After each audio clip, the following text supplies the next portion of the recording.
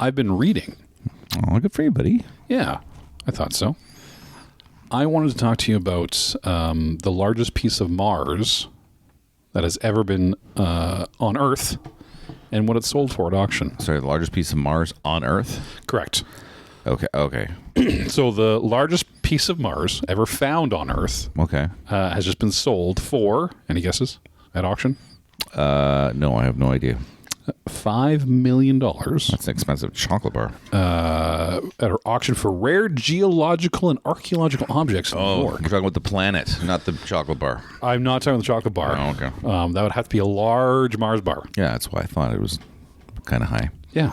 It took all the headlines. I found it interesting, though, that it wasn't the most expensive piece that was sold there. The most expensive piece was a rare young dinosaur skeleton that fetched much more. And it started a bidding frenzy of people there to the point where it almost ended up in blows over this kind of baby, not a T-Rex, but it looked like a T-Rex. A dinosaur ended up going at Sotheby's for $30 million. Huh. $30 million. What do they do with it? Just look at it? It's a rock. What else are you going to do with it? Right? Yeah. Look at my rock. Yeah. Would you rather... I don't like that. Would you rather watch an episode of The Big Bang Theory? Yeah. Or pay $12 for a rock? Just 12? Oh, yeah, $12 for a rock. Yeah, all day long. Welcome to Season 2 of Radical Apathy, the show that takes a hilarious and different dive into pop culture, gaming, and life. We're here to dissect the chaos and shrug at the drama, all while asking the question, why does it matter? Let's not care together. I like this. Enjoy the podcast Season 2 and share the communities of a to all of us.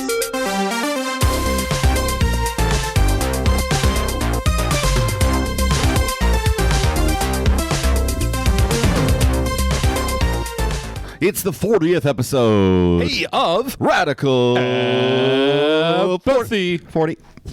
We're on 40. We've done this 40 times. Well, Technically more. I think there's a part 1, part 2 in there somewhere, but... Did we do that? But that was all one sitting. So this is 40. This is the 40th time we have sat together, looked at our dumb faces, and said words to each other's mouth holes, and gone on its way. Well, how do they know it's from... How does a rock from Mars get off the planet? Yeah, I'm glad you asked, Corbyn. Yeah. Let's talk about space. Okay. It's vast. Okay. And scary. Okay. So big, scary rock objects, whether it's a meteor or a comet, will smash into a planet with such ferocity that pieces of said planet will be dislodged from its atmosphere and gravity to be blown out into the emptiness and void of space. And those rocks turn and hit us where they land on our planet to be found millions of years later. Speaking of old shit... Talking about you now? Yeah. Oh, we cut it. Speaking of old shit, I also looked up for, I know why I looked it up, but I looked up the oldest bottle of wine. Oh, that's interesting. In existence, and it's like from 4 AD. Okay. And then they're complete. They have it, and it's sealed still, and they completely believe like alcohol is like done, and it's probably sludge at this point. Yeah. But it was not bottled with cork, obviously back then. It was bottled with like a wax seal. But 4 AD. Wow. Yeah, I think they found it in I believe it was in someone's tomb. It was buried with them. How much to drink a sip of that, whatever is in the bottle? Well, okay, so are we talking realistically? Like, I already got the bottle? Yeah, or are you saying, well, I got to go buy the bottle? They're going to fly you to Roma, and they're going to say, okay, take a sip of this. Yeah, I don't think so. I'd rather watch The Big Bang Theory. We are a fortnightly podcast, and we are happy to have you here. And we got an exciting one, I think. We do? Visual and audio. Visual and audio. Okay. Audio? This is a surprise you've been saving for me. How do you pluralize audio? Audio visual. That would have been a better way to say it. Yeah. We're going to do a bit of what we watch, what we play, what we reading. We're tripleizing that one now. Yeah. We are going to touch base on some jazzy delights. Jazzy delights. We got some gripes. I got some gripes. We got top 5. I got some good gripes. Perhaps have a game at the end. A game. Man. God, this is packed. Episode 40. Okay. Huh? What's the best thing that's 40 that you know about? What's your favorite 40? My favorite. Oh, that's a I've got really one. good question. I've got one. Okay, you start because I got to think of one. When Michael Jordan played, he came back when he was 40. I think it was 40. It might have been 39. He played baseball? But fuck off with the baseball. fuck off with the baseball. He did it. You can't tell me to fuck off. That's the sports I know. No, it was otherwise. And, he was 40. I actually think he came back at 39, so mine doesn't. It's not valid Oh, anymore. that's not It might have exciting. been 38 even. I think he came back when he was 38 and left when he was 41. I think that's what happened. Okay, so it sort of kind of works then? Yeah. Let's just disregard this question. Okay. It's not. It's stupid. Best 40, probably Citizen Kane came out in the 40s. Oh yeah, that's your favorite. You've seen it a bunch of times. Corbyn, I'm feeling like you got a lot of caring going on right now. Why are we caring? Dude, I don't give a fuck right now. Not a bad boy. I care about the podcast though, so I'm going to give it my You don't all. care about the listeners. No, I care about the listeners listening to the podcast. Yeah. Well, I don't give a fuck. That's right. If that is true, then you must, in fact, tell me what you're playing. Okay, so let's just skip over the playing part because I ain't playing shit right now. Not a thing? I'm taking a break because I am locked up. My free time's locked up right now. Okay, well, then I'm going to talk about mine because mine's going for a while. Okay, I want to tell you why my time's locked up first. Oh. Okay. I didn't think you were going to tell the audience why. I thought this was a secret between us. Oh, yeah. Hey, no, listen. Okay, really quickly. Yeah. Earlier in the year, I was a little upset. Okay. Yeah. I had to break down a little bit. Yeah. And then kind of get mad. Yeah. Yeah. And I was mistaken. I was mistaken. I'm sorry. Hold on. I made a mistake. Okay. Okay. I don't know if I've ever heard that. Yeah. Okay. I made a mistake, and so I don't have time to. So one because I'm reading a fuckload right now. You are reading a lot. Yeah. Okay. Number two is because my baseball team is now currently the best team in baseball. Because at the beginning of this year, you were not of that belief. I was not of that belief at all. And they have turned it around and they have gone, and I'm not lying to you, they're not the first in their division. They're not first in their conference. No. They're first in baseball. In all of baseball. In all of baseball. So let me tell you, every day at 5 o'clock, I get giddy. I sit down to watch my favorite game. Yeah. And I then angrily scream when bad things happen, and I cheer aggressively when good things happen. Did they get to that point where they had the most wins in a row? Did they beat that? They tied it. I think they got to 11. Okay. Wins in a row. And so what the turnaround? They lost the guy.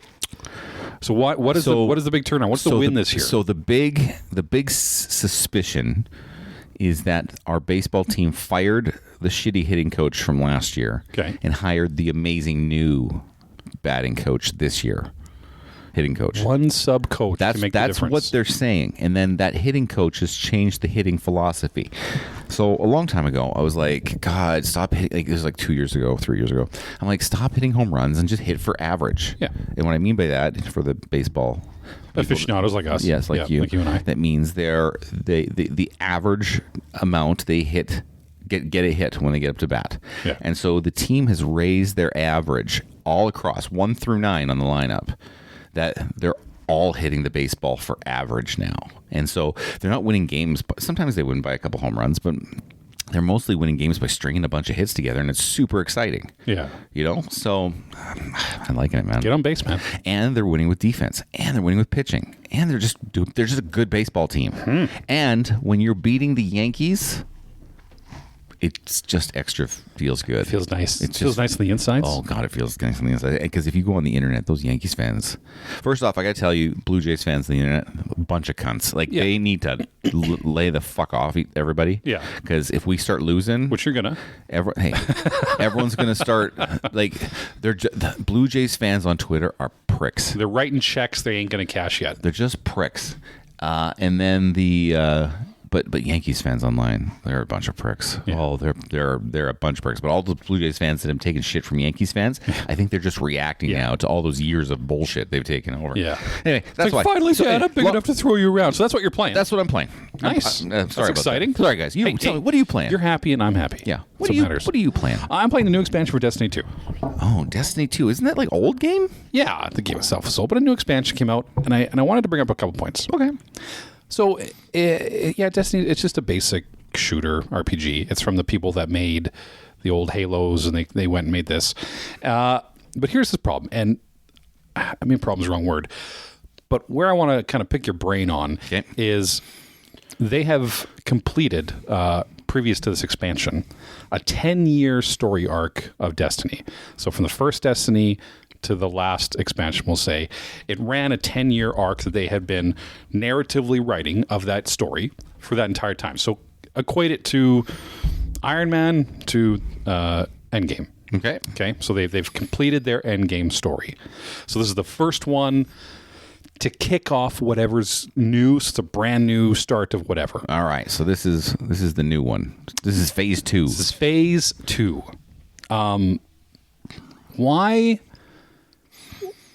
Why do people have such a hard time with this?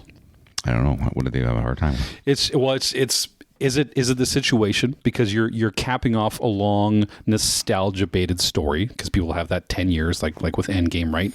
And they're coming in, they're going to do their best, and they did it smart. It wasn't big, insane, high stakes. It was something small and I have the answer. Story. Walk me through. The answer is very simple because when you crescendo like that and you're so on the high, high, yeah, and it stops, the next thing in is starting low. And so they're like, well, that's not high. Yeah. That's low. Yeah. That's my guess. You're just forced to be you've there. Got you get fatigue from that ride. You can't be high forever. Yeah. But like Toronto Blue Jays fans, online Destiny fans are all scumbags, and it is a very negative place to be. Where online? Where would you find these people? All of the onlines, whether they're you're not a social media guy, so I'm wondering specifically for you, where do you find them? I see a lot of it on Reddit. The Reddit, I guess, is social media. I'm still trying to understand Reddit. Yeah, it's weird, but that's where a lot of the humdinger mouth breathers go, myself included. Yeah, but I would say it's. I mean, an expansion in itself is a 7 out of 10. Gameplay is still buttery smooth and all that. Another thing I wanted to bring up, they had so they have the same, like, it's a story narrative game. They have the same characters that have been there from, like I said, last 10 years. They're still in it. They recast one of those characters, the voice actors. Oh, you're out. Which, okay, I don't know why, but okay, that happens in the voice acting community. Sometimes you have to bring in a different voice actor, and sometimes they're really good at recreating the old voice. Mm-hmm. Sometimes they just do their own thing. Mm-hmm. I can get behind that. But what they did this time was about halfway through that first saga, they brought in a big bad. So one of the big bads. Yeah. And her name was Savathun. Thanos. Thanos' sister. Okay. And Thanosi. She has I'll have to look up the name of the actor, but she has a very standout voice. Throaty, deep, malevolent. Like it's a good voice for a bad character. She's a really good voice actress. But now, one of the main good hero ladies that have been with you since the beginning, her voice actor left. And what they did was, since Savathun is gone, they took her voice actress, and she now does the voice acting for the good lady that's been with you for the whole time. They took the bad lady and she does the good lady? The same voice actress. Oh. And now it's just the Savathun person talking to you as the good person, because her voice is so distinct. Oh. It doesn't, and it really, really threw me off. It bothered me when we get into the sudden changes of actors on things. Just maybe foreshadowing. You foreshadowed that, yeah. But yeah, I mean, 7 out of 10 overall. Okay. That's fine if you like Destiny. People are really mad about it, but they can calm the fuck down. What are you reading? Because we started with my reading. What are you reading? What am I reading? Are you sorry? Or what I'm going to ask you, better still be effing reading that thing. I'm still reading. You're not making good progress. Vampire Empire. Well, I don't have the reading capabilities you do. Listen, but also, I have ADHD. Okay, like you have the capabilities more than I do. But your ADHD is like, okay, I'm locked in on this thing, and I'm gonna pound the fuck out of it, and away you go. Right? My ADHD is like, all right, I'm locked in, and I'm gonna. Oh my god, look at this battery! It's so shiny. No, I have that too. I have that as well. Don't trauma stump on my trauma. We can't have the same traumas. Listen, I need you to catch up. No, I was distracted by reading the entire Daggerheart book that I got. Daggerheart for that tabletop game. I've read it cover to cover now. Oh. I read that whole thing. Daggerheart. To understand the rules, because I want to DM some games, but you got to learn the rules, so I read it cover to cover. Oh, wow. Yeah. So and that's a thick book. It's a thick book. Yeah. So that was most of my time. That's too much rules, man. You got to understand the basics. That's too much rules. But it's hard to bend them if you don't know them. Right? It's hard to bend rules without breaking them. You know what? I don't want to learn that kind of rules. That's fine. That's what I've been reading. It's a tabletop RPG game, so a lot of pictures and rules, sets and numbers, and how to do math. And that's what I read. Here's what I've done. I pounded through that second book. I finished it. The sequel to Empire of the Damned. Empire of the Damned. Sequel. Okay. Oh, there's two ways to look at it. Okay. There's holy fuck balls. Okay. This thing has blown my mind again. Or there's the way pricks do it. And they're like, so this book ramps up and just goes. And so I'm like, holy shit, this is just on the edge of my seat. Twists, turns, battles, reveals. Oh my goodness. Way up here, right? Yeah. So that's how I was like, and I reacted very well to it. Okay. How internet community pricks. So the internet actually like is overwhelmingly in love with this book, but there's like a small corner case. Sure. That is like, if everything's a 10, nothing's a 10. So you can't ride that high all the time because then nothing means anything. And I'm like, God, you guys are no. So they're inferring that people are simply giving this book a 10 even though it is not a 10. No, they're saying inside the book is if everything is running at such a high intensity, gotcha. Such a high intensity, then everything's running at no intensity. We just talked about that. They all can't be endgame. Yeah, Yeah, except this one's running, man. It's good. And I have never been more excited for a book to come out than I have with this. In November. And I'm talking, this is more than Harry Potter. This is more than anything I've ever read in my life. Any of the Dan Brown books, when those were kind of okay. And you're well read. I think I'm pretty well read. I've read a lot of books. You've read a lot of books. I'll confirm you've read books. Yeah. And I'm not lying to you. I've got a disease, and that disease is trying to get everyone to read these books now. Okay. And I'm overwhelming people. Have you read this book? Like I said, hey, how you doing? Yeah. Good. Have you read this book? Yeah. You should read this book. You got to read this book. So I need to talk about this book with people. Yes. There has to be an online community you can go to get. Where do I do that? Probably Reddit. I don't understand that place. Probably Reddit would be the place you need to go. This thing ended on a holy fucking Christ. It was amazing. Like a cliffhanger or like just a big story moment? A little bit of both, man. Oh, interesting. It was the perfect second book in the trilogy, right? Okay. It resolved all the immediate conflicts, but then there's still some lingering things we got to solve. I love sequels, man. They are either complete shite or they are just fucking bangers. And here's the thing. Like, again, I told you last time, like, I don't know if I'm just reading the most tropiest filled book of my lifetime, because this is my first foray into fantasy, right? And this could be run of the mill to everybody. Sure. But to me, it's, oh my God, the most amazing vampire book I've ever read. But see, it's your gateway drug into fantasy. We'll see, because I don't like orcs and goblins and shit. Yeah. So I'm not interested in that. I'm actually now reading a book. You see this book right here. I believe you've read this book. I have read the trilogy of Joanne Abercrombie's The First Law. It's called The First Law Trilogy. Yeah. And I read that this is actually a more grounded fantasy. Yes, which, it is. So I'm excited for that. It's not grabbing me right now out of the gate. Yeah. Hopefully we'll get there. Anyway, so that's what I did. Okay, so we're talking about what I was reading, right? I think so. Okay, side note. Okay, so then after Empire of the Damned, I'm really into vampires right now. This has happened since I've seen you. I've finished a book and I've read one book since I've seen you. And we saw each other pretty recently. Yeah, and so and then historically I've not been able to read Stephen King books. Okay? Yes. I've tried twice when I was a kid. I tried reading Misery. I tried reading a book called The Dark Half. Okay? Yeah. And I remember just being bored to tears. Okay, I just couldn't get through all of the digressions that he took in his book. Yeah. Okay. Yeah. And then in 2017, when it came out, I'm like, I'm gonna read it. Okay. And I lasted like 2 weeks. Yeah. I was bored to bloody tears. He just takes forever to write. Okay, I'll explain what he did. It just takes forever. Okay, and he goes on about characters, and I get why sometimes you do it, because you want, when a character has something happen to him, you want to care more.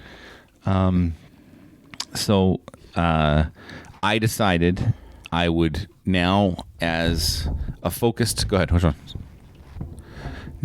Go ahead. I wrote down Empire of the Vampire. That's all I found. I read it. I'm now. I then just went and committed to Stephen King's vampire book. So I read Salem's Lot, which I believe is his saw the movie. second. Well, we're going to talk about that because that leads into what am I watching? Spoilers. So I read the book. And there are a lot of characters in this book. He introduces everybody. But I will say this. He introduces everybody, and I was like into everybody in this book. Like every character I was into. And there's like 40 of them. Okay, and I'm like, oh, this is cool. Yeah. Okay. The slow book is a slow burn. I would say that this vampire in this book is really, really creepy. And there was parts of the book where I was like, this is a creepy book. Like I'm actually like, because I was in search, because before I started reading the vampire books, I was reading horror books, as you recall. Mm-hmm. Okay, and I'm just trying to find something that's going to scare me. And this one gave me some chills, man. Explain that part to me. Okay. I've had chills in a book, but I can't say I've ever read a book and been frightened. So how does one get there? So this one is because it's exactly what I said. He introduced characters, and then he slow built up to what's happening to them slowly. Like, because the vampire thing never happens to them quickly in this book. It's always a slow build up. And so I found myself reading it and just getting more tense. And then I'm like, that was an adrenaline dump right there. Okay. So I found it to be a little creepy. So anyway, I finished this book. Okay. Yeah. Great book. Great ending. I don't know what everyone's talking about Stephen King book endings, but it was a good ending. Great book. And then I'm like, well, there's three Salem's Lot adaptations. Okay. Yeah, there's one that just like last year. There's one in 79. There's one in. Hold on. Holding. Everyone, calm down. Oh, no. Well, that sucks. They just lost? No. One of the Blue Jays targets that we were going to go after just got suspended for potentially sports betting on his own sports. All right. So I guess we're not going to go trade for that guy. Anyway. And now it goes down. So here's more fun. Okay. Anyway, so there's one that was in 1979. They made it for a TV movie directed by Tobe Hooper, who also directed No idea. Chainsaw Massacre. Okay. Oh. And people swear by this one. This is the two-part television one, right? Two-part television one. Okay. Then, 2004, there was also a television miniseries remake, two-part television one with Rob Lowe, who starred in it. I have not watched that one. I did watch the 1979 one just recently, right after I finished the book. And then in 2024, there was a movie that went straight to HBO Max, which should tell you how the quality of this movie is. All the good ones do. Although it had some creep in it, but it diverged a lot from the book. And I can see now that I've read a Stephen King novel, when something goes away from the book, you're like, I don't like that. I just want to see what was in the book. Oh. And so in the 79 episode or miniseries, they did pretty much what was in the book, like almost like what they could, right? Okay. But what they did do is they kind of, we've got to combine this character and this character to be one character, because obviously there's 40 of them. We can't introduce them all. So they kind of combined the roles of some characters. They kind of switched around, what happened to the lead lady, if you will, a little bit, because they wanted her to have a little more legs. But then the new one, they had the characters, but it just felt rushed. I don't know. It was under 2 hours, man.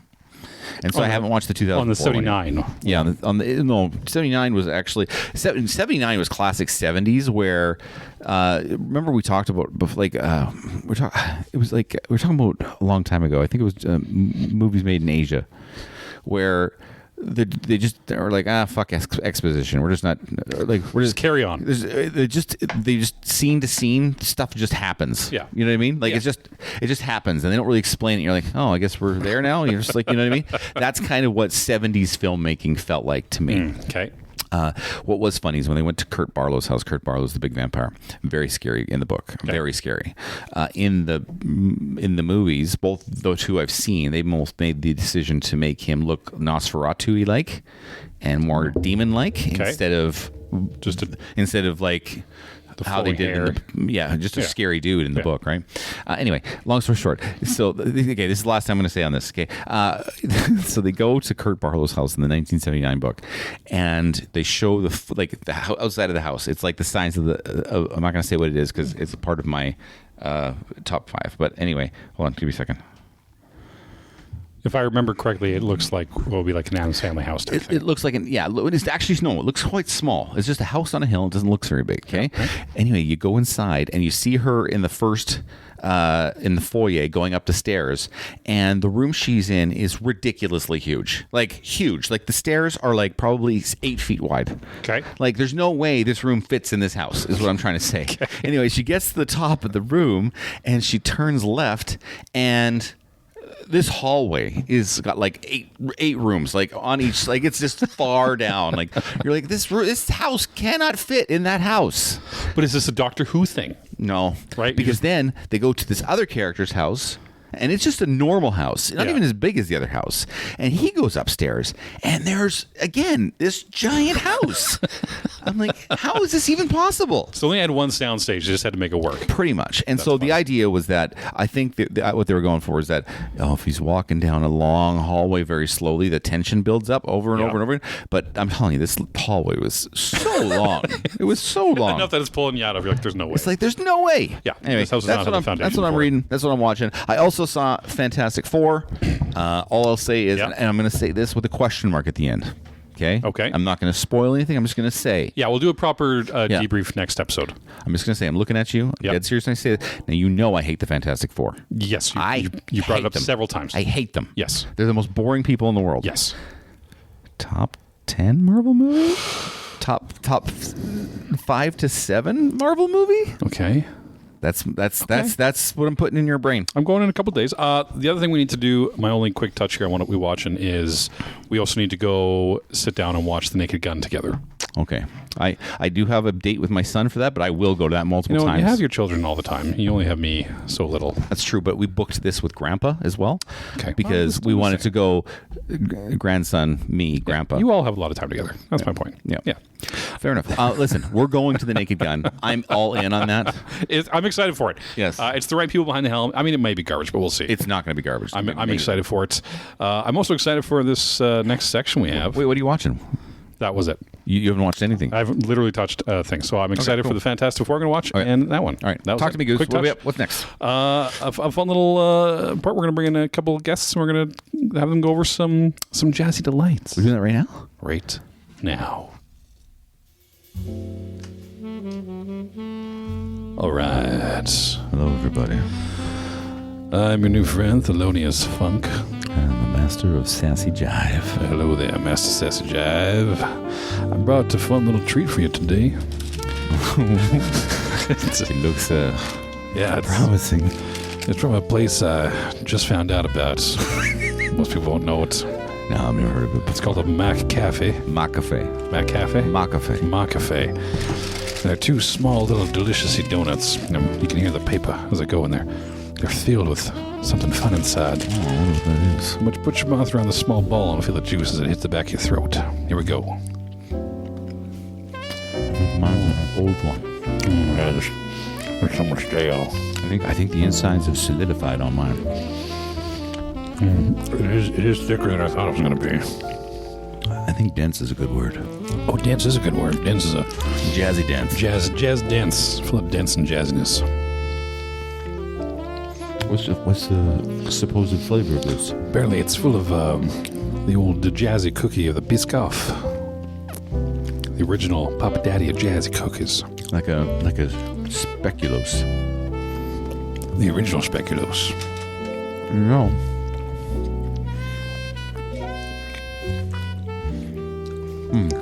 There's a lot to eat here. There's a big little donut. Very dense. Gonna need a drink on this one. Cut this one down a bit. Oh. You know what's not gonna be jazzy? Our stomachs later. Not gonna be jazzy at all. Oh yeah. I mean, I wouldn't recommend that. Yeah, if you're going to that place, I'd probably skip the round. McAfee. Don't know why I'm going accenty again. That's kind of weird for jazz jams. Yeah. I really like the down south jazz, New Orleans jazz, I love New Orleans jazz. Yeah. Well, thank you for joining us from Jazzy Delights. Jazzy Delight. My name has been Thelonious Funk. And the master of sassy jive. Back to the other two. Stay classy, cats. turkeys.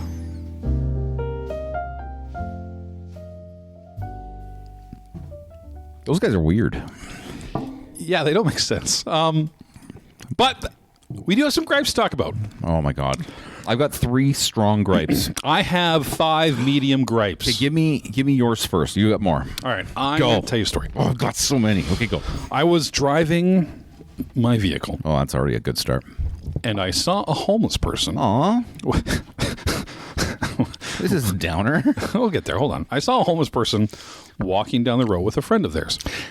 Isn't there, like, really quickly, isn't there, like, some sort of, like, put it this way, like, and I'm not making fun of the people I'm talking about. I'm Okay. just saying that they've come up with, like, nicer terms for everything. The latest one I've heard is neurodivergent.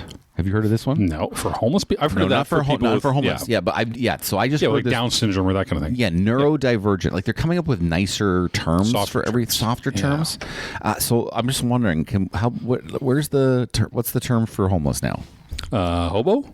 I don't think that's good either. Hobo is a soft. You think about hobo, you think of the guy with the knapsack on the cane, jumping the rails, I think living the a life. hobo is a drunk, though. Oh, okay. So we have 2 different definitions. Yeah.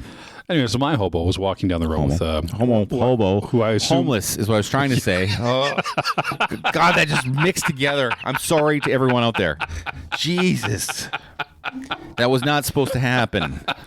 Hobo, homeless, got mixed together by accident. We're probably editing this out. Yeah. Okay. God. Anyway, I'm done I talking can't speak today. to his orientation, but this homeless man. I'm done talking for was today. walking down the road with his homeless buddy, and maybe he was gay. There's 2 dudes, but they were holding a kayak. Yeah. Okay. So they were end to end on a kayak, and just walking down the street, and it's like a brand new kayak. And I'm just going to go on the limb here and say homeless people aren't buying kayaks. So I was turning into a lane, and they're walking by me, and I was stopped waiting for traffic, and they're maybe 8 feet from my vehicle, and I started laughing because it's funny, Yeah. right? And they stopped and saw me laughing, and they got mad and started flipping me off like I'm the asshole here, right? I'm like, you just stole something. I'm just trying to go kayaking, man. Yeah, and you're never going to put it in the water. I'm like, it's a funny thing to see, but I'm the asshole for laughing at something hilarious. So I don't know. Am I the asshole in that part? I mean, you're the asshole now for calling them gay, but am I the asshole am I the asshole for laughing at the 2 homeless dudes walking with a fucking brand new kayak down the road? And then you said they were end to end. And I'm like, oh, yeah, I know that you set that up really well. Actually, I did. Yeah. Hey, listen. I think it's funny that they're holding a kayak because only one person is going in that kayak. Even and it was a single person kayak. Yeah, it's a single person kayak, probably, right? Sorry, it's not. Hey, suck it. That's funnyable. That's funny. That is funnyable. That's funny. We can laugh at that. Yeah, Okay. I mean, sometimes the effort is just adorable. Yeah, or just I like the confidence. Yeah, the confidence of me. Yeah, this is our kayak. Like, no, it isn't. I totally got this kayak ourselves. No paddles. Yeah, no, it's our kayak. Was there any paddles? No, there was no paddles. Yeah, That's a good story. I like that one. yeah, I thought so. Jesus. Give me something you got there. Okay, listen. I was in me and my son. He loves Mary Brown's chicken, and so Okay. he begs me to go to Larry Brown's chicken all the time. And so we went last week, and we go to Larry Pound's Chicken. And here's what my problem with fast food places or any place now: you're sitting there and you're waiting to order 100. They stop serving anybody that's in line and give all their attention to the skip the dishes people. Oh, yeah. Which are an endless line of fucking skip the dishes all the time. people. Okay, and so, hey, like, fuck me. I'm standing here. I'm literally here to buy right now. Yeah. But let's get this guy over here. I'm just like, smirking. Right? Okay, anyway, so I was mad about that. But here, this one guy comes in, and he drops his skip the dishes bag. This is the most disparaged skip the dishes bag I've ever seen. Like, it barely had the color. It was wrinkled. It was dirty as fuck. Yeah. And I'm like, oh God, it's to make me start thinking like, I don't want my food delivered in this bag. Yeah. What has this bag been through? What has this bag been through? And this guy, I'm like, and I just looked at him. I said, dude, time for a new bag, dude. Like, this is gross. And he didn't like that. Oh. But and my son's like, Dad, shush. I'm like, no, look at this bag. It's terrible. Everyone look at this guy's bag. I'm just like, it's disparaged. Like, I'm not lying to you. Like, it was completely worn. It was like, it didn't even hold, you know how they hold, like, it's a square bag? Yeah. It doesn't even hold its shape. It's like just giving up on life. It's just wilted. It's just wilted. It's just like, it's like when you put it down and then no one can see what I'm doing, but like the sides just go, ugh, and they go to the sides. They just let go. They just let go. Yeah. Like the most do you want your food delivered in that? No, I don't. Well, I don't trust them to do it properly because they never close the lid. They never make it tight. I don't think this thing's zipped up. Right? It's just I don't like it at all. It's not a proper. I may never get skip the dishes ever again after this. You know, one of the best things about moving into the condo is we don't order in anymore. For the simple, lazy fact that it's a pain in the ass to go down 4 flights of stairs and get it. That's pretty cool. For that simple lazality, we don't order out anymore. Okay. Yeah. So that's been good for us. Yeah. But also, it's gross. But we went to the place. But I do want to go. I think it's important that they're serving the people who had enough gumption to get up and out and go to the store to support it locally instead of these people ordering it online and paying 20% to this whatever company wherever. Yeah. Right? I think they should make them wait. Yeah. And just give their they full will attention to you drop guys. all their shit to go help the bag people. Right. Because they have this fake timer that Skip the Dish says, oh, you got to do this timer. If you don't, blah, blah, blah, blah, right? But we're paying more. They're going to get more money by me, not from them. I don't know. It's weird. I don't like it. That's gripe number one. That's good gripe. I need your opinion on something. Yeah, please. And chime in. I'm not going to chime in. I'm going to listen to the whole thing. Listeners chime in. Totality. You listen. Oh, me listen. Listeners chime in. Wireless chargers, yay or nay? For me personally? Yeah. I have one. Yeah. For me, it's probably different than you. But I use it for my... That's the question. I use it for my phone only. Okay. Okay. And the reason why I like it is because the iPhones have the magnets on the back. So now they're built in, yeah. So every time you put it on the charger, it lines up perfectly every time. Yeah. So iPhone, yes. Everything else, no. Okay. Unless you get a case that has the magnets. And maybe that's it. Like I don't have the magnet, but I don't feel like I'm getting enough bang for my buck with the wireless charger. You're much more solidified in what you can do with it. Yeah. You can't use it whilst charging it. And is it as good of a charge? Here's my other thing. Okay, so there's a feature on my iPhone that's called battery health. Okay, and it tells you how much percentage of your battery has, like how far down the maximum charge has gone from 100% when you first got the phone. Yeah. And if you use wireless charging, your maximum battery health goes down much faster than if you use a corded charge. And so to give you an idea, I had an iPhone previous to this for 2.5 years, 3 years or whatever. And when I traded it in, my battery health was like 93% because I didn't really wireless charge. Yeah. I've had this one for less than 2, and my battery health is down to 87. Interesting. So it's all from wireless charging. But it's hurting the battery. So it's hurting the battery. It strains the battery, yes. Because it's going too fast or too slow? It's going way slow. Wireless charging is generally pretty slow. Yeah. But there's a lot of heat that's involved with wireless charging, and it degrades the battery faster. See, I'm not on board with it with the wireless. I haven't bought one yet. I looked at one. They have a couple laying around at the theater, as you know, so you can leave your phone there and leave them go on. But At the movie theater, they have it? yeah, Where? No, at our work theater, at the stage theater. Oh, You yeah, put yeah, those yeah. down. The theater, yeah. But it's not as good, and I'm not sold on it. Not a big fan. I just didn't know if it was me being the old man yelling at clouds thing, or if it made sense. That's why I wanted to have that conversation with you. I think it makes sense convenience-wise. Okay. If you're keeping your phone for longer than 2 years or so, Okay. I don't think it's worth it. And Apple has capped their wireless charging standards for like 20 watts, I think, whereas there's other brands, and I think Google has too, because you have a Google, theirs capped at 20. Yeah. There's others that are like 65 watts, and that's going to fucking roast the it's gonna battery. burn it. So those are going to just be not usable after 2 years. I've seriously thought about not using the wireless charger just for that reason. Okay, I feel like we're walking away from wireless chargers as a Radical Apathy podcast. Yeah, it's not great. Okay, good to know. For the device you're using it on. Good to know. Okay. Yeah. Okay. I got a big one here. Hit me with it. My son has been on Netflix recently. The same Mary Brown son or the other one? Same Mary Brown's son, the Okay. oldest one. And he's been on Netflix recently. And he is into anime, Japanimation, if you will. Okay? Yeah, anime. Yeah. Have you seen a lot of anime? Yep. I have a gripe. Okay. Okay. Okay. Every time I've decided to just try to spend some time with him, I sit down for 5 minutes. I have to leave in an outrage. Because of the anime. Why are these guys yelling all the time in these shows? All they do is All the time. They're just having a regular conversation, except they yell all do the that. They're like, and then and the other person's like, Yeah. and then they just back and forth, and it's all yelling all the time. Yeah. There's no, hey man, how you doing? It's all like. Okay, tell me you went to Mary Brown's Chicken and what you ordered, but we're going to do it as if you and I are anime characters. Okay. Okay, go ahead. You have to be the guy to say. Okay. Welcome. Oh my God, Corbyn! Should we do accents? Should we do? No, we shouldn't. Should we do accents? No, we shouldn't. Hey, the Corbyn. Okay, I won't do accents. No, we shouldn't do that.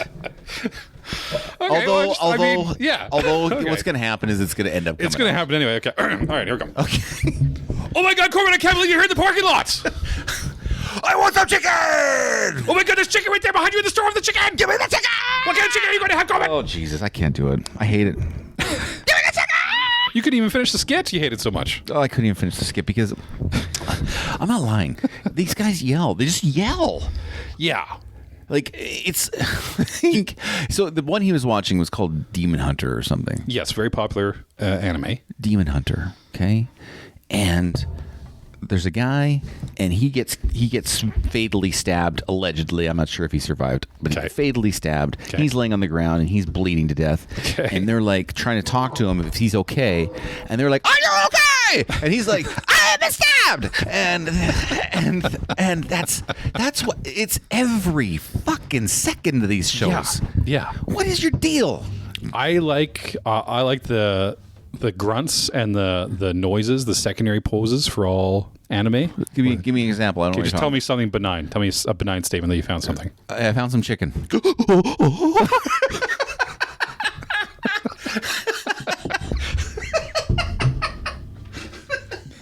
Yeah, that's my favorite thing. They'll do. Oh, damn. It's fun to do. Okay, guys, let me just go to the. I'm talking to the people at home now. So he made the noise, but had a very Japanimation surprised look on him. It was quite adorable. Will you do that again for me? Oh my God! You know what? If you ever need to make me laugh, that's the way to do it. Okay, that's the way to do it. We're finding the inroads. Oh my God! You just got to focus on the nice things. Like another fun thing about anime is I can't listen to it. regardless of the show's premise, the opening song is always either going to be super jazzy K-pop intro song. Okay. And then the outgo song at the end of the show is always going to be very soft soap opera Thai type song. So the first one's like, and then it's like people dancing around and all that kind of stuff. And then in the back end, it's always like,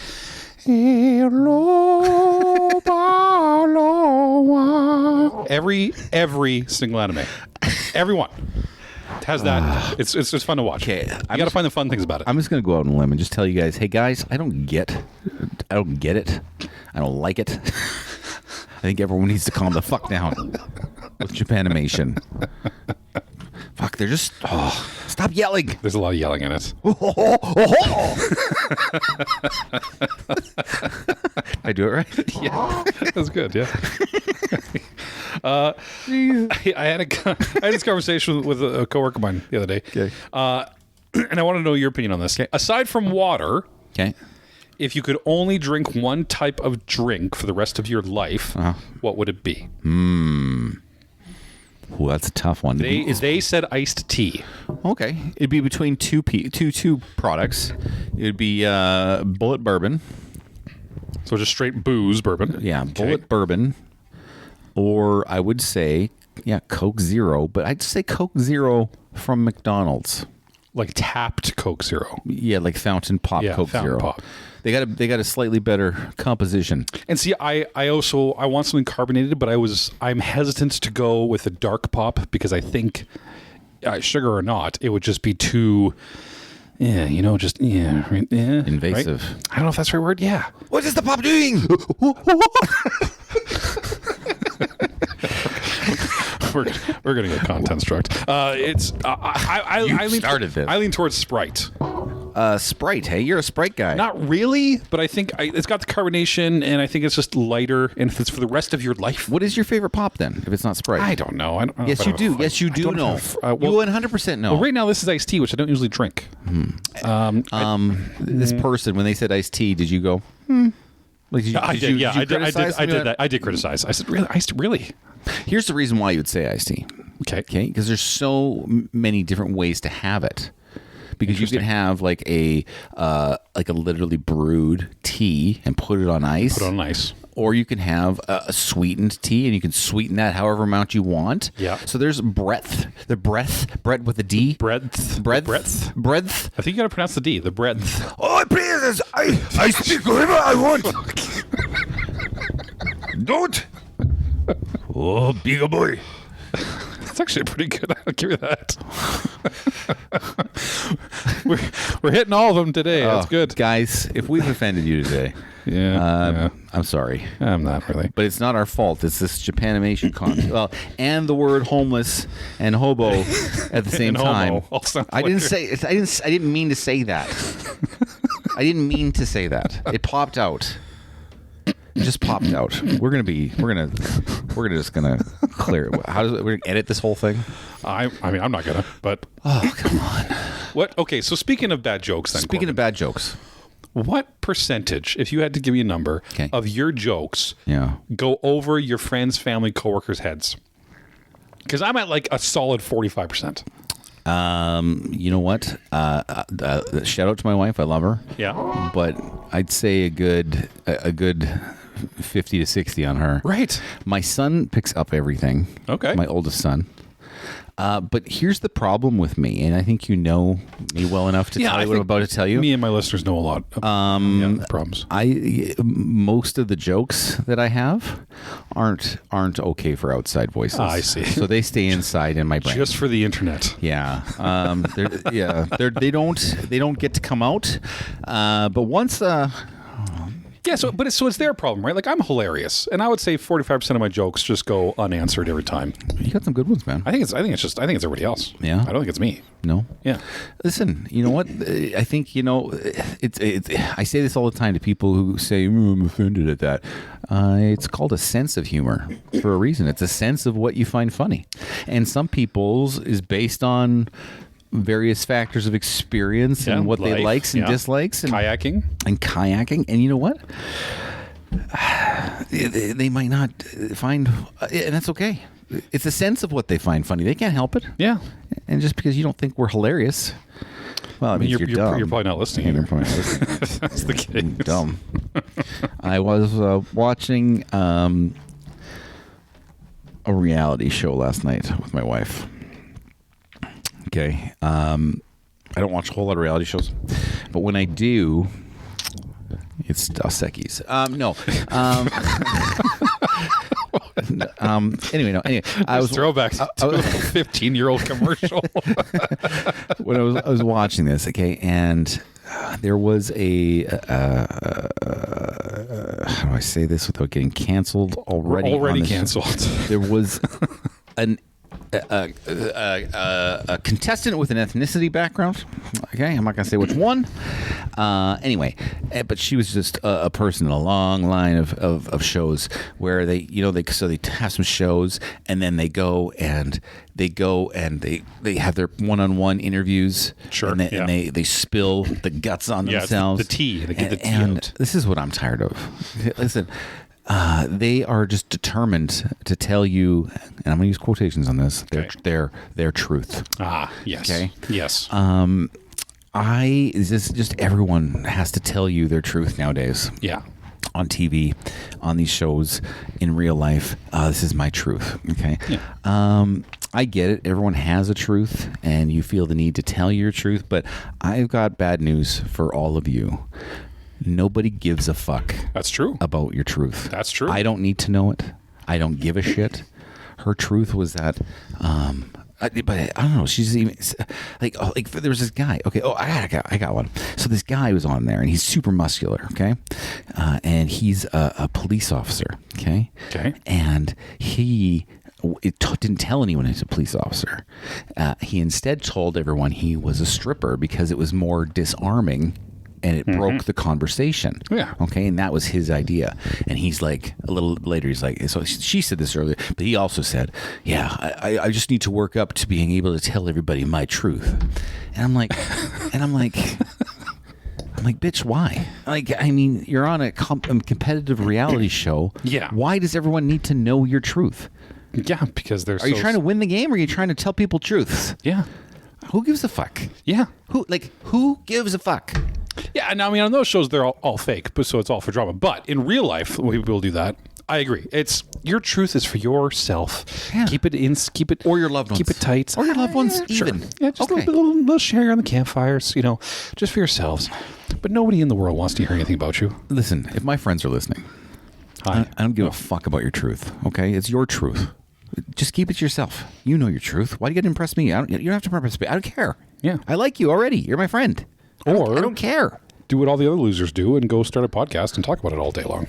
But listen, have I ever said, hey, Tanner, on this podcast, this is my truth, Tanner? I don't think I've ever heard you say that sentence ever. Have I even let you behind the curtain into, like, in person I have. Yeah. But behind like a little bit behind, like very little have I let you behind the curtain.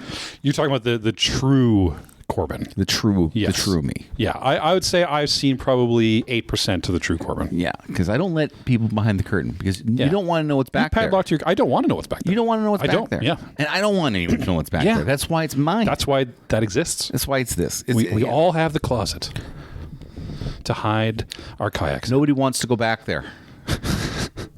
No. Okay. Back where? Back there, behind the curtain. Yeah, anyway, I'm tired of the truth. No more truth on this show. No more truth. This is my truth. And if I ever say, "Hey, listen, I love this movie, and it's my truth," you're allowed to turn my mic off and throw it out the window. I get to punch you right in the nose. Oh God! Stop. All right. Anyway, I was so mad at that show last night, and then my wife, God bless her, super.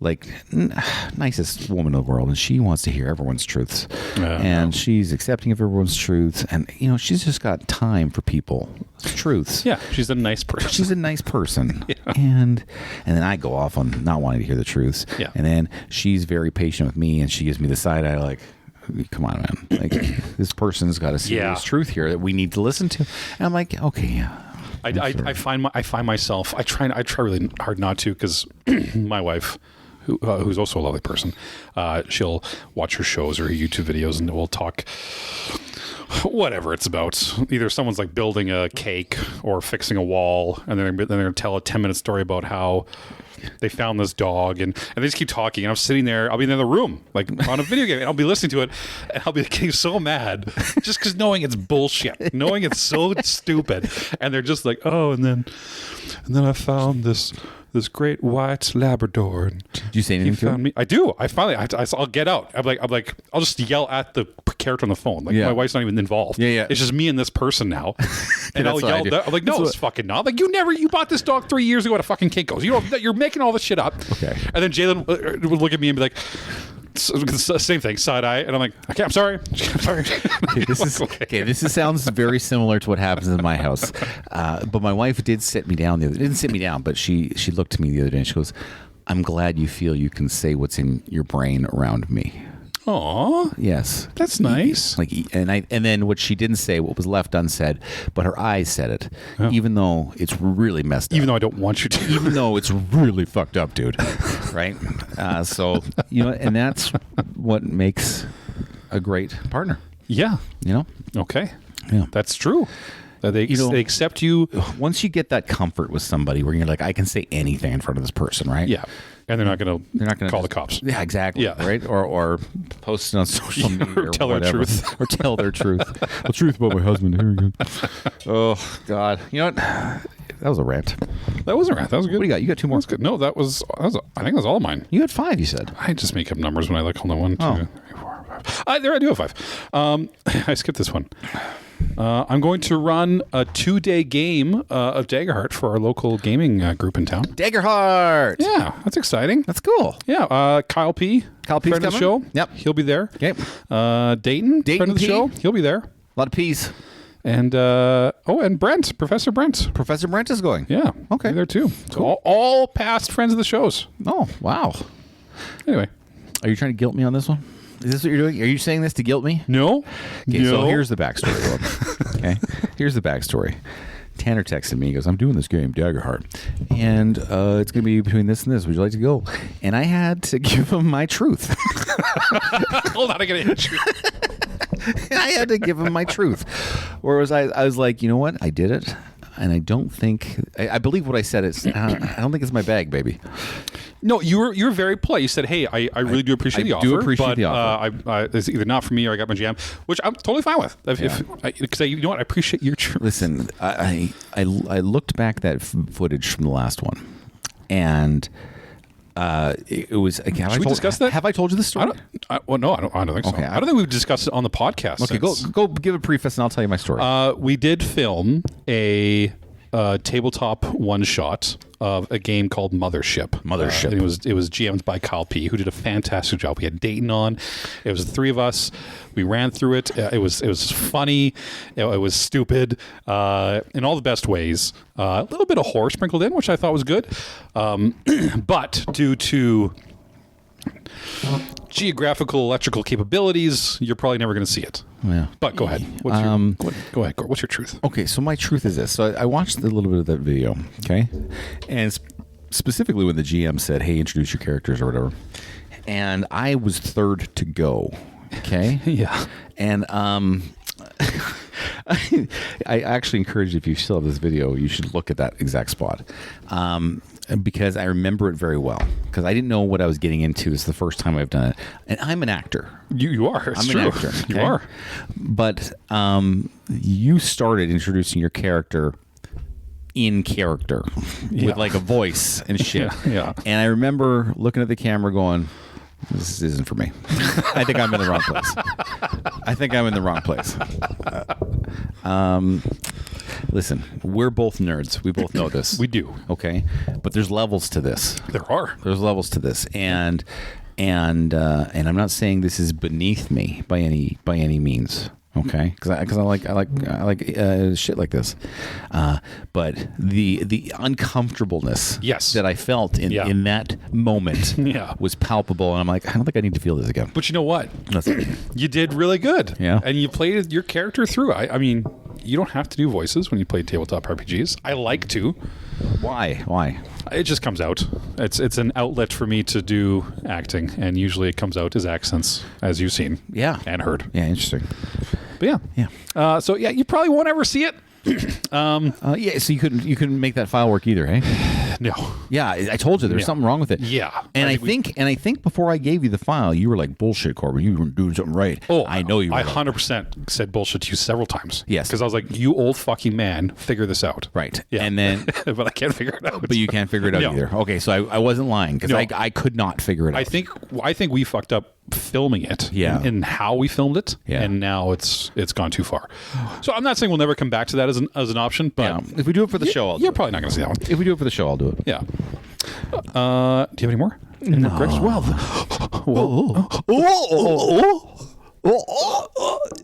Top 5? Top 5!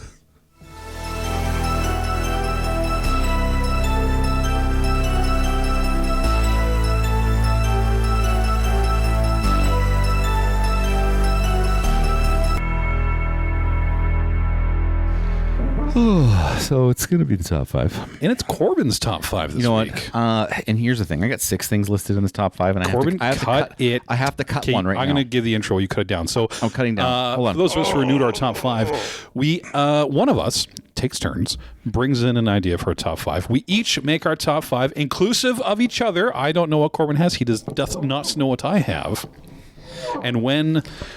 And by pure chance and celestial luck, if we have the same item that we picked on the same number, we handshake and we sing a song, and because it's exciting and fun. Because it's so rare when it happens. It's only happened once. We're not doing it in this one. I can guarantee this is not going to happen. I don't know. in I this think we were closer the last one, and you didn't think we were that close. one. These are personal to me. These are not going to be on yours. Okay, mine are personal too. Yeah, that's why I don't think. Okay, well, we're going to start. I'm going to start off because Hold on, I gotta tell you got to this. tell them what it is. It's Corbyn's this idea. Is the top 5. It's going to be either props, costumes, or set pieces from a movie or a TV show that we would like to have in our personal museum. Got Okay? that? Yeah. Okay? Yeah. Which I think is cool. I think so too. Again, props, costumes, or Settings. set Yeah. pieces. Yeah, from any, which I think is cool. Number 5. I went. This one came really quickly to me. I went straight to Home Alone 2, The Talk Boy. Home Alone 2, The Talk Boy. Yeah, I don't know what that is. What is that? that was the cool handheld voice recorder that he used throughout the movie. That had the little microphone piece that sticks out in the end. Yeah. It was all silvery and sleek. Yeah. I fucking loved that as a kid, man. Oh, wow. It's one of the reasons why I liked Home Alone 2 more than Home Alone. I always wanted one, never got one. I just don't know if my parents ever cared, but I don't think they're really mass made anywhere, but I remember a friend had one, and man, the only reason I liked that friend is because they had a Talk Boy. Yeah. If I remember their name, I'd call them out right now, but like they weren't that nice. Sony Their Talk house Boy. stunk.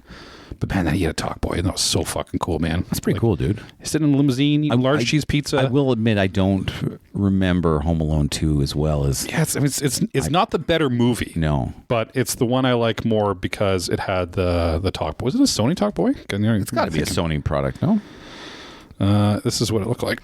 Oh, show it on there. Oh, if you yeah. remember that one, that's where it was. But just Who made it? Slick and looking cool. But that is why I liked it. It was manufactured by Tiger Electronics. Interesting. Manufactured by Tiger Electronics. Oh, interesting. Yeah. Love it. Number 5. I went, and this is probably a little obvious, like I want to have all 6 original Clue weapons from 1985.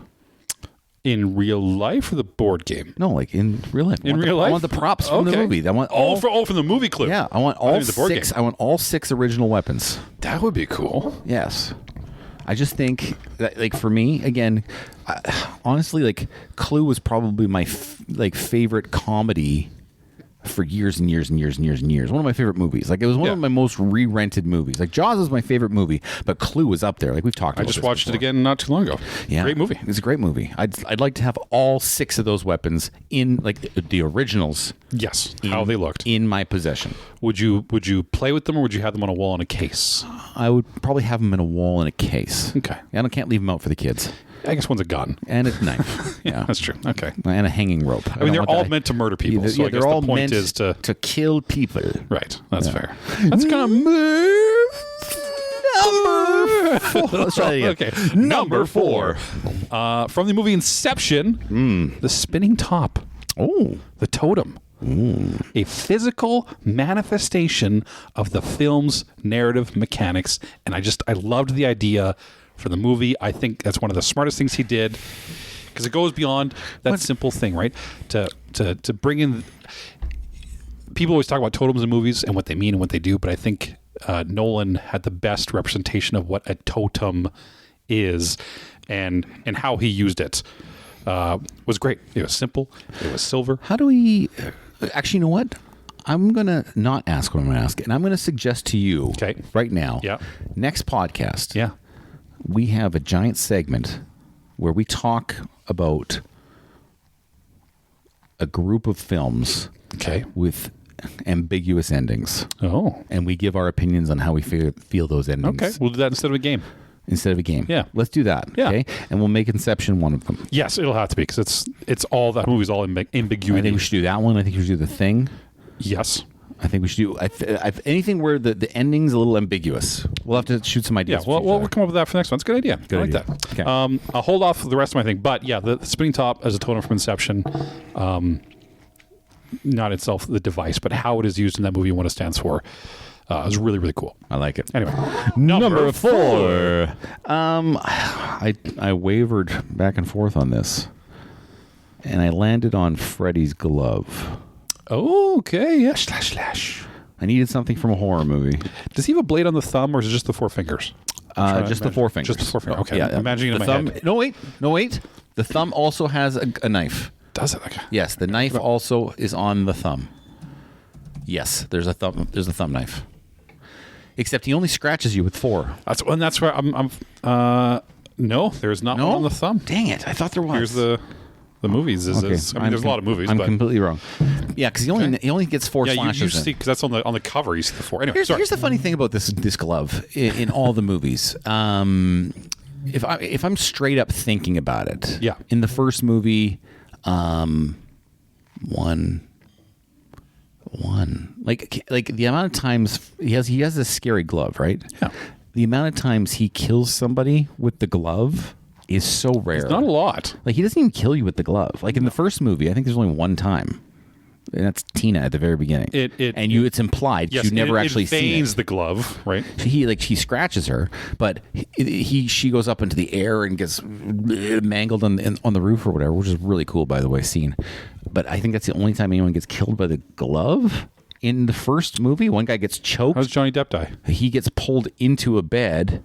Right, and then blood shoots out, but you don't see, like, he's not stabbed by the glove. It's implied, but they don't show it. It's not, even then, there wouldn't be that blood from a stabbing. Anyway, then in part 2, I'm going to go over these.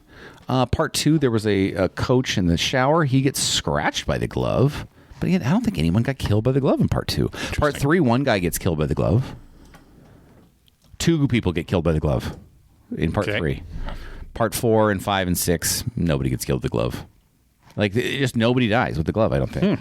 I might be wrong about 4, 5, 6, but so it's literally just a show off. Yeah. Do you have Gemini up there? How many times does someone actually get killed with the glove? Looking for it. I'm going to say 1 in the first, 1 potentially in the second, 2 in the third. I don't know about 4, 5, 6, but I don't think it's very much. I'm winning. I'm winning. As per the fandoms, which are usually pretty tight, none of the first ones are technically killed by the glove in the first movie. Well, I think Tina is. That's right. So they said, Tina is slashed across the chest, levitated, thrown, and dragged up a wall to the ceiling and dropped. Yeah, it's implied. Her. Yeah, it's implied, I guess. But it doesn't show it. Okay. The coach slashed twice across the back to waist with bladed glove. That's what I thought. That. Yep.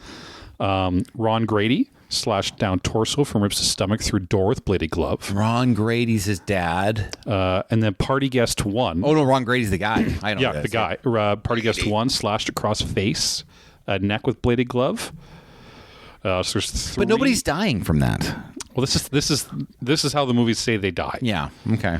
And then another party guest got stabbed in the stomach with a glove. Okay, that one definitely died from a glove. That's 4. Moving on to the third one. I'm going to say here really quickly. Let me say. Yeah. I'm going to say Nancy gets killed with the glove at the end, and I'm going to say what's his nut? Well, here's the thing. Technically the marionette guy gets his things cut off and he falls, but that's not really. They always kind of end up being something else. Yeah, right? and then so I'm going to say Nancy gets killed in the third one. And I had it in my head. Who was it? I think Nancy's dad gets killed. So at least one in 70% of the movies, at least one person is killed with a glove. Yeah, but that's about it. Right. It is way less than you would think for being his main weapon. Yeah, it's so bullshit. All right. Anyway, that's Freddy's glove. Number 3. I picked this one because this story always makes me giggle. Is the Martin guitar from the Hateful Eight. Oh, tell me the story. So, great movie, by the way. Yeah, that's one of if not Kill Bill Part 1, that's my favorite. It's so Tarantino it's movie. Such a movie. When Jennifer Leahy is playing the guitar, she's the one that was captured by the hangman. Jason Lee is being carried, and she has a guitar she picks up and plays while they're in the haberdashery waiting. Right, so that guitar she plays part in the movie is an antique Martin guitar that was made in the 1860s, and it was loaned to the production company from the Martin Museum, where the actress Jason Leigh plays it, and then Kurt Russell's walking around doing his thing, right? And in the movie, Kurt Russell comes up, and as she's playing, he takes the guitar and fucking smashes it out of her hands and demolishes it against a big beam. She knew that as she's sitting there playing it, it's the real guitar, and that they were going to cut and give her a fake guitar. And Kurt Russell just continues on scene, grabs it, and so the guitar he smashes in the movie is the real 1860 antique guitar. So her reaction when is totally real, because she's like, no, what the that's, you're breaking the guitar. So if you watch the movie back, you see like her initial jump freak out is 100% real. And tell me more about the Martin guitar or whatever. What is it? It's because even if you look at the old the headpiece off the neck, like you can see it's just an old guitar. It's just an old 6-string guitar. Gotcha. Yeah. That's cool. Oh, that's awful. But the guitar itself was worth $40,000. That movie should be ashamed of themselves. So the Kurt Russell didn't know. I mean, he freaked out and broke down once he realized what he did. Tarantino says he didn't know. I think he did. Of course he knew. I think he just sat there and said, I'm going to let them destroy this, because I think their reactions are going to be worth it. Oh my He's like, we'll just pay him $40,000. Yeah. So I can see Tarantino. He says he didn't, but I can see him fucking knowing it. The museum expressed its sincere regret and discontent with the incident. Yeah, no shit. Yeah. But I'm sure they got the money. But yeah, just that story alone with it. And if you go back and watch the movie now, look for that reaction. I have to watch that again. It's really good. And you can kind of see where they had to cut it, because I think Kurt Russell lost his shit. Number 3. Okay, going to a TV show for this one. I want Jon Snow's sword. Oh, interesting. I want Jon Snow's sword. You haven't talked much about Game of Thrones. We should. Okay. One time we should have it. Actually, you know what? It's because we're all apathetic to that shitty show. Anyway, go ahead. I love Game of Thrones. For the first 6 seasons? No, I love it for the first 7.8 seasons. Okay, what did he call his sword? Listen, everyone talks about it. I'm just really side. I forget what his name. I didn't look it up. I just knew it was Jon Snow's sword with the white tiger at the bottom. Yeah. Or whatever. Anyway, here's the thing. Wolf. Yeah. Here's the thing. Okay, Stormbringer or something like that was it called? Longclaw. Anyway, Valerian Steel. Listen, I know everybody shits on the show. Everything except that. See, you guys are. Here's this. You guys are all full of shit. You guys are all. Every single one of you. This is you at home. Tanner in front of me. Yeah. You guys are all full of shit. You guys were on board and loving that show straight through that final night battle. Every single one of you. You may not have been able to watch it until it was dark that night. Okay? That may have happened, because it happened to me. Okay? Yeah. But when you did watch it, that fucking blew your mind, and you know it did. You pricks. You know it was awesome. Now, everything in the next 2 episodes was completely fine. Okay? Yeah. The only thing everyone really didn't like was that last episode. Yeah. Okay? Okay. That's your truth. It's not my truth. That's your truth. That's everyone's truth. No, that's your because truth. I challenge people on this, and I'm like, okay, but you love that. Oh yeah, I love that. Then you didn't really hate season 8. I hated everything about it, and I'll be willing. We will sit down and talk about it. We don't have time today, but mark it down for the next one because I'll be happy to go point to point with you. Oh my god, because that whole season is shit. I disagree very greatly. Jon Snow's But tell me about the Long Claw. What did I say it was? I'll tell you what. Long Claw, yeah. The second, it was the what was that episode called? The Town Home Heart. It was season 5. Hard Home, is that out of place? Back then we knew everything what was called, right? Yeah, Jorah Mormont, right? No. Hard Home. Hard Home? Hard Home? There was an episode in season 5. Anyway, Hard Home. They went to go with the wildlings to save this town. Okay, Jon Snow did, and then the White Walkers attacked. Okay, and then there was that part where everyone was getting their shit kicked out of him. He was just cutting through all the people, and then John got his sword up, and it stopped. And the look he's got, I was like, "Oh my god, this is peak awesome!" Just that spot right there. That is the most coolest thing. At the time I was like, this may be the coolest thing I've ever seen. That was awesome. Okay. That was like peak Game of Thrones for me. Yeah. When his blade stopped the White Walker's blade, and I was like, oh man, this show's got me. Like it didn't, like it already did, but it got that was me. A chill-inducing moment. Oh, so good, man. Yeah. Love him. And ever since then, I'm like, I want Jon Snow's sword, Long Claw. Yeah, you wanted Jon's Long Claw. Number 2. See, I'm funny. Waterworld. We're getting so canceled after this. Yeah, this one's not going to make it. Waterworld. Wait. The, Waterworld? Yeah, Waterworld, the atoll set. So the actual set of the atoll.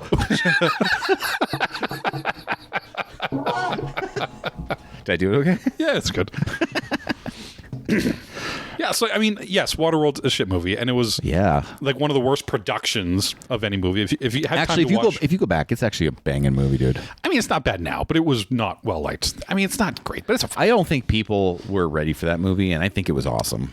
But the fact that they built that actual set, fuck yeah, this massive floating city with operating doors and mechanicals, literally built way off the coast of Hawaii. Yeah, like they actually made it. Yeah. The drama nerd in me is just always blown away that they made that work. Yeah. And the practical shit. And how that would have been to make, oh my God, like to get that moving and all the boats and the jet skis and the flying around, the zipping around and people up and down ladders and lines. Like, yeah, it's a super, super cool, one of the coolest built sets for a movie that I could think of to put on the list.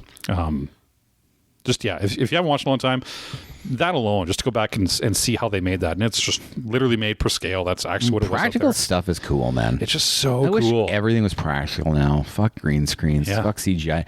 Like I complained about last week, Superman CGI was so goddamn bad. Oh, and a side note, Fantastic Four CGI. 1,000 times better. I heard it was really good. People have been saying the CGI is really good. 1,000 times better than Superman CGI. And it's not even close. Interesting. It's not even close. DC Studios has a problem with their CGI department. Fire them. That and Flash and Black Adam, they all look like hot ass. Yeah. Fire them. Fire them all.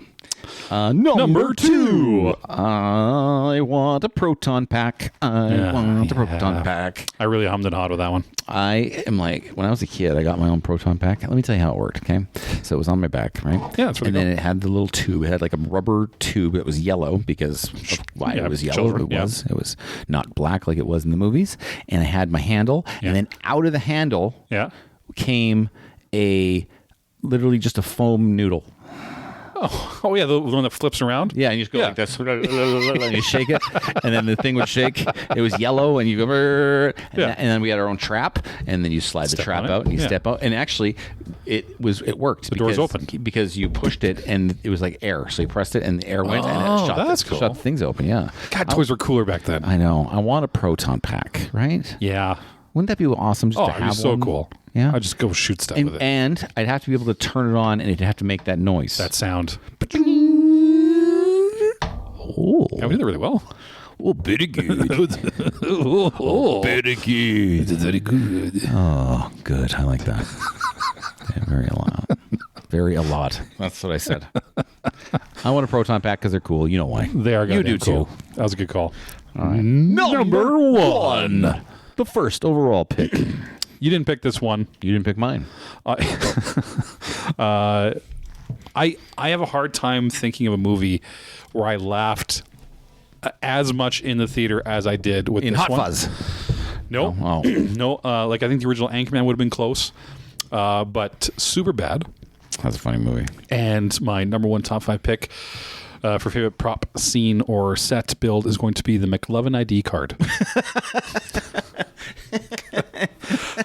You know what? That would be classic. It's like a prop maker to put the work into that card. Like, I mean, having Christopher Mintz-Plass's face as a young kid, and then a Hawaii card in the middle of the fucking U.S., and then just say McLovin. Like it's all perfect, and it's the cornerstone of the movie. The best would be if you had it in your wallet and you handed it out as your own ID as well. Yeah, well, because it's even more absurd. I did have one. So they gave fake ones, right? And I did have one from like my early 20s, just in my wallet as a gag for a long time. I did. It was such a funny fucking movie. That's a funny show. Yeah, it's one of my favorite tidbits of a movie or bit for bit show. McLovin ID. That's awesome, dude. Yeah. That's a really good one. Number one. We got number one, and it's an actual set. Ooh, cool. I Sets, want yeah. a whole set. Yes, I do. I get it. I want to own the entire Psycho house. Including hotel? No. Just the yes. house. Yes. Oh, you know what? Yeah. You know what? Yes. Yes, I do. Including hotel. I want the hotel. I want the Yes. Bates Motel. Yes. And I want the Psycho house. Yeah, that's the right answer. That's the right answer. Heck yeah, it is. I want the hill that goes up. Yeah. Have you ever seen it live? Like the actual building live? Yeah. No. Okay, so you go on the Universal Studios tour. Okay. Wait, have I? And you go on the studios tour, and then there's the Bates Motel, okay? And then they usually have a guy dressed like Norman Bates chasing you with a knife in the cart, okay? And then they go up. So if you look at the original Psycho House, in the shots they give you, it goes up a set of stairs, and then there's more stairs, and then there's the stairs to the house, okay? Yeah. So there's 3 sets of stairs, including the stairs to the house. But the tram goes up and goes through the first and second stairs and takes you right by the house, okay? And so it's all forced perspective and how huge this house is. Because when you get up to it, it's fucking tiny. Like it just like you get right up to it and it shrinks. It's really not that big. It's tiny. It completely shrinks. And is that just the model, or was that the house? So that is, if I'm not mistaken, that is the original house In Universal at Universal Studios, California. Yeah. Oh. And so it is the original house. It is the original Bates Motel. And what happened was, then they built a brick facade around it. Okay. When they did the Psycho remake in 1998. To still use it. So they used the interiors of the Okay. house, but they made a different exterior. Gotcha. For the Psycho remake, which I'm like, that's bullshit. Use the real house. Yeah, it's there. Yeah, Still have it. the real house looks fantastic. Huh. I didn't. It's a house that is. I'm trying to think of a creepier house just by looking at it. Is there a creepier house than the Psycho house? Well, it's very much in the same vein as something like the Addams Family house, or like it's the same, or the Beetlejuice house from Beetlejuice. They're the same type of facade, right? Singular, clock towery, high bell point, and thin and black and gothic, and yeah, it's like they're good houses for sure. Yeah, it's got to Crimson Peak, yeah. that mansion. That's a creepy house. Same type of mansion. They built that ground up too. Yeah. Did they really? Yeah. Ooh. Built the whole thing. Guillermo del Toro was very specific. I like that. Yeah. Practical shit, man. That was good. I like that That's our one. top five. Would you live in that? Would you live it, or would you just have it? Would you have it, or would you live in it? Oh, you know what? If I could spice it up a little bit, I might live there. Okay. We'll see. God, you would be a guy to live in the mansion house. I like it. I don't know. I'm you know where I wouldn't live? Where? What was the show I was thinking of the other day? Oh, I got to tell you something. Please do. Oh my God. Did I tell you about this last week? I don't think so. Okay. Have you don't watch horror movies? There's a movie called The Conjuring. Okay. Have I ever told you about the book I've never finished? You asked me a lot of questions in 3 seconds. Okay, I'm going to start with say this no one. to all of them. Have I ever told you about the book I never finished? No. Okay, listen, I was raised Catholic. Okay. What were you raised? A boy. Did you have any religious backgrounds? Okay. No, we couldn't afford that. I couldn't afford religion. I was raised Catholic, and so as time, I mean, that just fades a little bit. You don't want to go to churches, all that kind of stuff, right? Yeah. But there's just something in you that's like foundationally kind of sticks there that I learn every once in a while that it's still there. Okay. There's two people. They're paranormal investigators. I don't know if that's they're demonologists. The couple that's pretty well known. Ed and Lorraine Warren. Right. Okay. Yeah. They've done multiple cases. Amityville. The Conjuring is based off all their stuff. The Conjuring is based off all their stuff. Yeah. Okay. Annabelle. Okay. So I'm reading this book called The Demonologist, based on all their stuff. Yeah. Okay. And it's from like a ghostwriter that's like with these people. And the first chapter is all Annabelle. Okay. And first chapter is Annabelle. It tells me the story of Annabelle, like what they're saying really happened. Yeah. And I went, after the finish of the chapter, I'm like, nope, not finishing this book. I was first chapter. I was terrified. I'm you asked me how I get terrified? That's how I get terrified. Come on. Okay, I'm not reading. So, so the story about Annabelle is it's an actual Raggedy Andy doll. Okay. Yeah. And all the things they're saying that happened, that's what they're saying happened with this doll. Yeah. And they took the doll after their investigation. They locked it in a box that has a cross crucifix on it, do not touch sign, absolutely positively do not touch, I think it says. Yeah. They have it in a room that they bless like every month. Yeah. Okay, when they were alive. Okay. They had like a museum shop, right? It was their museum that I believe was near or inside their house. Okay, and they'd have a priest bless this room. Yeah. And it was just filled with stuff that was potentially possessed. Yeah. Okay, this doll being one of them. Yeah. So about 3 weeks ago, or 4 weeks ago, okay, paranormal psychologist or whatever, paranormal investigator, I forget his name, Daniel Ramirez or something. Okay. Okay, he is taking the doll on tour because they've passed away. Okay. And so there is a video of him with a priest behind him. Okay. Yeah. And the priest is like blessing the shit out of this thing. Okay. And they literally open the original box. Yeah. Takes it, puts it in the other box. Yeah. Shuts the box. Yeah. Blessings going on by the priest behind him. Okay. Guy's dead 3 days later. Come on. Guy's dead 3 days later. Yeah. From like what? Like he had a heart attack from eating a hoagie, or? I'm just telling you, there's no specific cause of death known as of today. I've looked it up. I mean, come on. That seems like a really good, really good rabble out for a coming attraction. Yeah, you bet. Right? So you're telling me he's promoting his tour by dying? I mean, he might have just... It's his tour. I mean, they're going to make money off of it, though. I imagine they're still going to make money off of it. But the point is, some shit still scares the shit out of me. Give me this book. I want to read it. No, don't. Do not read this book. Yeah. No, it's called The Demonologist. You go ahead. Yeah. You can download it if you want. Sure. I'm not doing it.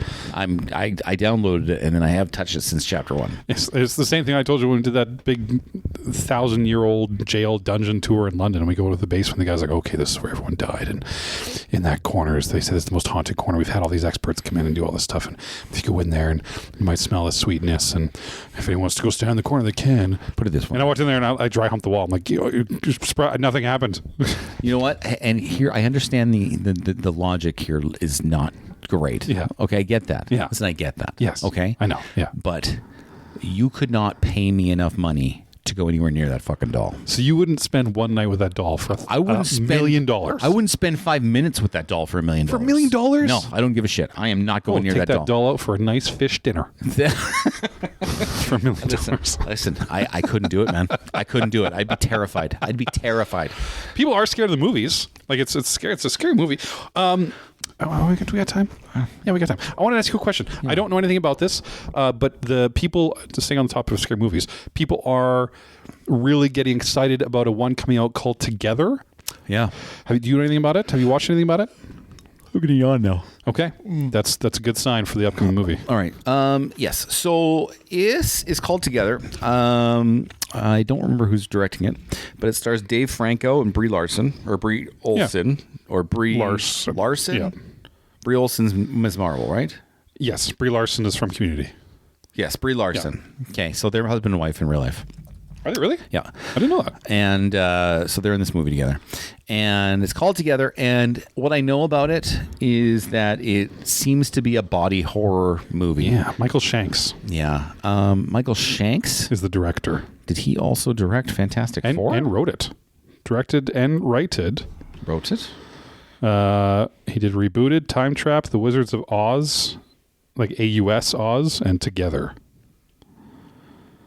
The Slot, Time Trap. I don't know. Oh, Matt Shackman. It seems like it's their friend that they're doing this movie for him. Okay, anyway, long story short, all I know about it, like literally all I know about it is that it's a body horror movie. It seems to be from the one trailer I watched. I'm not a big body horror fan. Yeah. I don't know, just that just doesn't itch my Yeah, no, I get that. my scratch. Yeah, I get that. But people seem to be excited about it, yeah. Okay. That's my only question. I have a game for you. Ooh. Now,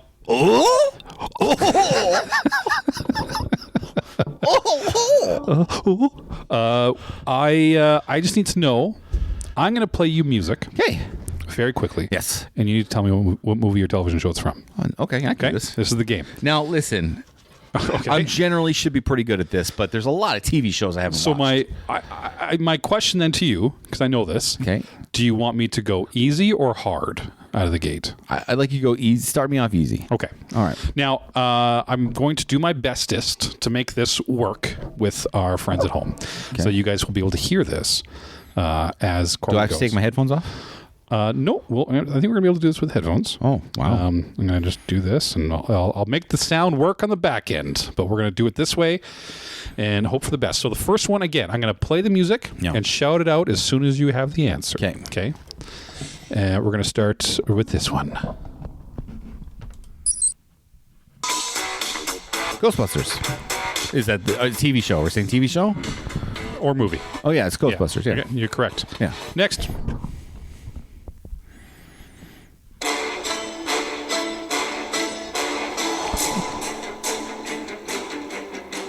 Oh.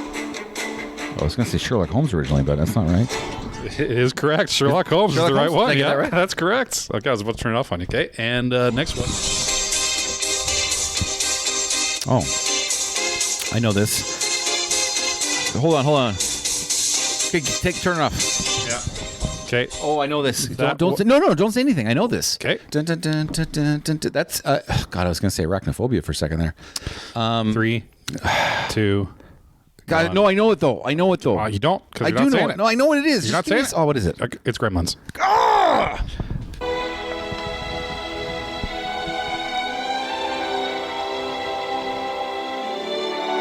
Confused face. I don't think I. Oh, wait a minute. I don't know that. That's the Mask of Zorro. Oh yeah, Was that Antonio Banderas? That is the Mask of Zorro. Man, you're going okay. Yeah. This is Listen, easy. you got to give me more This than is easy. 10 seconds. Oh, that's Robin Hood, Prince of Thieves. There we go. See, you don't need more than 10 seconds. You got to find. I knew that Gremlins one. Do, do, do. I like that song. Yeah, it's a great song. They use it actually. That's kind of like the Aliens theme song. They use that a lot. They do.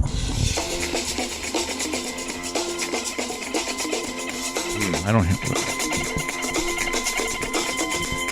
It's got to go past that first bit a little bit. Ocean's 11. Oh no, I haven't got that one. Oh, that's Matrix. That is The Matrix. Well done. Next. You're doing good.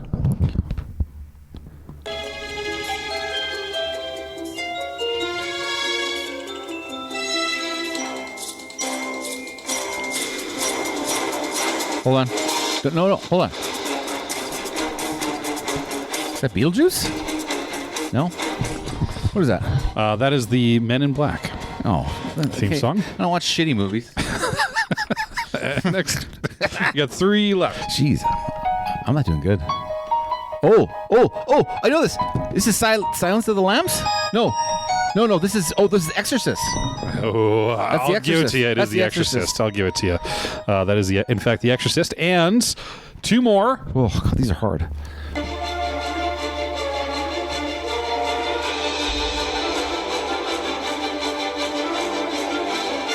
I know this. If you turn that microphone, I swear to God, if you touch that fucking microphone.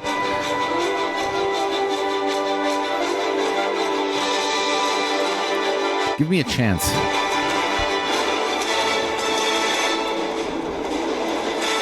I don't know what this is. What is it? That is the Star Trek from the Kelvin timeline with Chris Pine. Oh, I would have got it right there. As that kicks in. I would have got it right there. But there's a time limit on this. Last one. Here we go. Oh, Batman, 1989. Yeah, okay. You did good. Soundtrack by Prince. You did really good. Oh, never mind. There's one more. Ha-ha!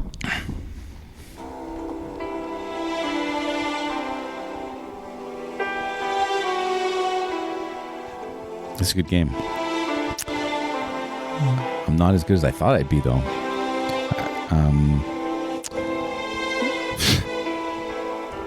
I got nothing. That is Pearl Harbor. Okay, again, Pearl Harbor. Yeah, that's what happens. Why are we picking Pearl Harbor? Well, to make it hard-ish. You made it hardish. That was good. I mean, you got. I got a couple, all right. Yeah, I didn't do my best. You probably got like 65% of that one. Some of them were tough. I knew that Gremlins. I know that one. Yes, but it stands out, but you don't listen to it very often though. That one's hard. I wouldn't have got Gremlins because that one jumps out at you. But I knew that one. I was like, oh, I know this. Oh, yeah. Tell us how many you guys could get. That one kind of plays. If you like the audio one, but sorry if it. Hopefully, it'll come across good here at the back, and I'll make it sound nice. I understand why you couldn't give me a lot of time because it's like copyrighted music. Is that why? Yeah. Okay. We got to cut it off at some point. Listen. The people that would copyright us probably they got offended and they left already. So they left around the kayak part. They left around the kayak part of our show. Yeah, we lost them back then. Yeah. Oh man. You know what? I'm sure there's more details to that Annabelle story I was telling you. Like I'm sure it was like maybe a longer time. Maybe he had handled that doll for a longer time. But the internet version was like, hey, he did it for like 3 seconds and then he died like 3 days later. Okay. And that's scary. That's scary. I mean, yeah, people could die. It's not from a doll in a glass case. From that doll. People can die. It's from a doll when you took her from her glass case. I mean, I would if they did bring that on tour. I'd be the first person to volunteer to go do whatever they wanted me to do with that doll. You're a psychopath. I would absolutely do it. You know you would because it's a doll. It's a haunted doll. No, it is not. It is a doll, and I think it's a haunted doll. Okay, your truth is dumb. It's not my truth. He's dead. That's the truth. Yeah, I feel like he's getting hit by a bus. They just forgot to put that part in there. He was found dead in his hotel room. The bus driver was a giant demon going, He was found dead in his hotel room. The doll was not in the hotel room. There was 2 hookers in there and 9 pounds of coke, but we'll say it's the doll. You're slandering the dead, sir. That's right, I am. I don't know who this guy is. This happened like recently, within a month. I slander him. Oh, wow. I choose to slander. Wow. Bring me the doll. My truth, man. And hopefully that's your guys' truth as well. But let us know if you like the music sound stuff. We can try and incorporate some more of that. If not, we'll go back to our funds. I honestly thought I was getting TV stuff. I did say movie and TV. I was so prepped. I'm pretty sure that was all movie. I was so prepped for TV themes because I'm like, I think I can get the TV ones. Yeah, I think TV ones will be. Maybe I'll try a TV one down the road. But I think. But the problem with that is that there's not many TV shows that have themes anymore. They just get right into the credits and they're showing the film. I bet you could probably. I probably could find some. Yeah, but I mean, anything Game from of Thrones, anything from like 2008 till now doesn't have an intro other than Game of Thrones or the Dragon Show. They usually do the quick flash and then you're into it, right? Yeah, it's like. I want to give you a couple updates, please. I want you to take a look at my blister, my finger blister from last week. Oh yeah, it got a little worse yesterday. Yeah, okay. It's my phone blister. Better. It's overall. It actually was a little. It was a little concerning yesterday. Yeah, it's still there. You haven't mentioned anything about Classy Mustache today. Nope. No. Nope. Because you dislike it? Is that why? No, I have no opinion on it. You have no opinion on? No. You asked me to show you last week, and then you still have no opinion on it? Yeah. Does that mean it's... I'm allowed to have not opinions on things, right? Does that mean it's bad? Or no, this whole show is opinions. That's the whole show is based on. This is what we do. Do you want my honest opinion, Corbyn? I don't know. This is what we do here. Corbyn? What? Do you want my honest opinion? I do. You want it right now? Yeah. Give it to me. I think it's great.